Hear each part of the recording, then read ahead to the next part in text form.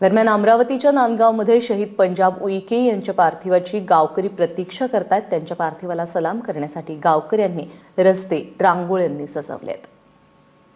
वीर मृत्यू मिळाल्यानंतर पंजाब उईके याचं पार्थिव जरी आपल्या गावी येणार असलं तरीही त्याच्याही स्वागतासाठी गावकरी हे सज्ज झालेले आपण बघू शकतो।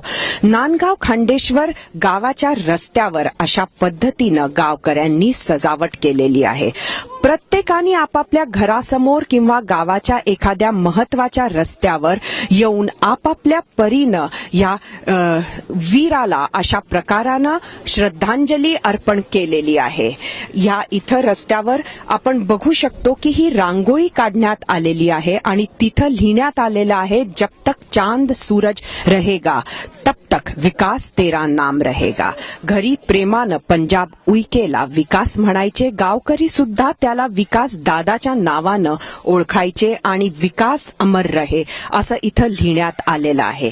या रांगोळीवर हे लोक आता आपापल्या घरून अंगणातली फुलं आणून अशा पद्धतीनं याला सजवणं सुरू आहे। तर हेच आपल्याला बघायला मिळतं गावाच्या सर्व रस्त्यांवर। थोड्या थोड्या अंतरावर लोकांनी अशा पद्धतीनं रांगोळ्या काढलेल्या आहे।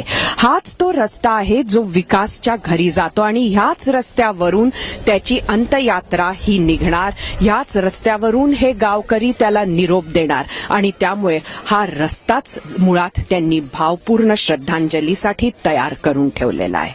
कॅमेरामॅन शशांक चौरेचा सरिता कौशिक, एबीपी माझा, नांदगाव खंडेश्वर।